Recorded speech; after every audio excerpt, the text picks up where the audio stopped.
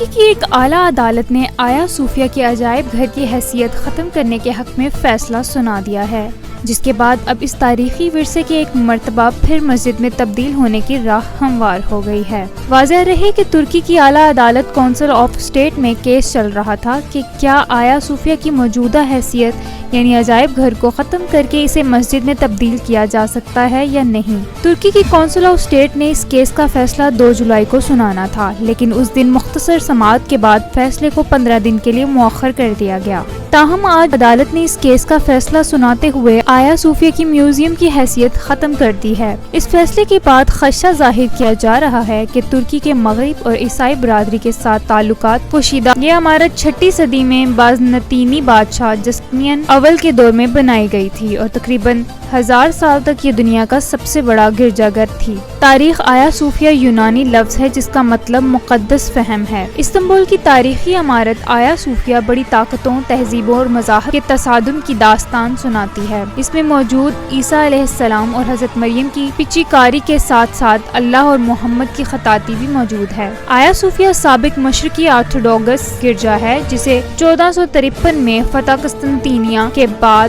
عثمانی ترکوں نے مسجد میں تبدیل کر دیا۔ 1935 میں اتاترک نے اس کی گرجاؤ مسجد کی حیثیت ختم کر کے اسے عجائب گھر بنا دیا۔ آیا صوفیہ ترکی کے شہر استنبول میں واقع ہے اور بلا شک و شبہ دنیا کی تاریخ کی عظیم ترین عمارتوں میں شمار کیا جاتا ہے۔ لاطینی زبان میں اسے سینکٹا صوفیہ اور ترک زبان میں آیا صوفیہ کہا جاتا ہے۔ انگریزی میں کبھی کبھار اسے سینٹ صوفیہ بھی کہا جاتا ہے۔ 4 صدی عیسوی کے دوران یہاں تعمیر ہونے والے گرجے کے کوئی آثار اب موجود نہیں۔ پہلے گرجے کی تباہی کے بعد قسطنطین اول کے بیٹے قسطنطینس ثانی نے اسے تعمیر کیا، تاہم 532 میں یہ گرجا بھی فسادات و ہنگاموں کی نظر ہو گیا۔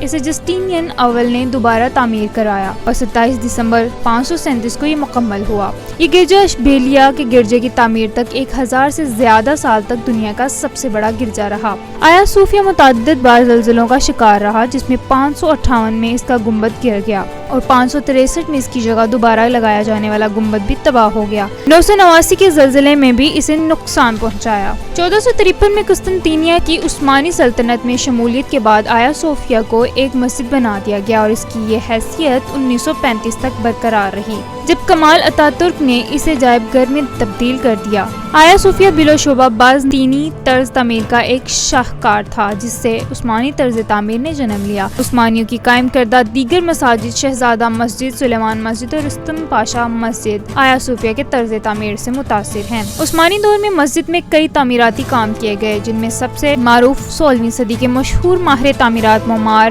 سنان پاشا کی تعمیر ہے، جس میں نئے میناروں کی تنصیب بھی شامل تھی جو آج تک قائم ہیں۔ 19ویں صدی میں مسجد میں منبر تعمیر اور وسط میں حضرت محمد صلی اللہ علیہ وآلہ وسلم اور 4 خلفائے راشدین کے ناموں کی تختیاں نصب کی گئیں۔ اس کی خوبصورت گنبد کا قطر 31 میٹر 102 فٹ ہے اور یہ 56 میٹر بلند ہے۔ خلافہ عثمانیہ کے سقوط کے بعد جب ترکی سیکولر راہ پر مصطفیٰ کمال اتاترک کی سربراہی میں گامزن ہوا تو اس نے تاریخی مسجد کو 1931 میں بند کر دیا گیا اور 4 سال کے عرصے کے بعد 1935 میں اسے دوبارہ کھولا گیا عوام الناس کے لیے، مگر بطور ایک عجائب خانے کے۔ آیا صوفیہ 2014 عیسوی کے اعداد و شمار کے مطابق ترکی میں دوسرا سب سے زیادہ دیکھا جانے والا میوزیم ہے۔ یہاں لوگوں کی سالانہ آمد و رفت تقریباً 3.3 ملین ریکارڈ کی گئی ہے۔ 1616 عیسوی میں سلطان احمد شاہ مسجد نیلی مسجد بننے تک آیا صوفیہ مسجد کو استنبول کی مرکزی مسجد کی حیثیت حاصل تھی۔ آج بھی اس پر شکوہ عمارت کی وہی خوبصورتی برقرار ہے اور مسلمانوں کے شاندار ماضی کی یاد دلاتی ہے۔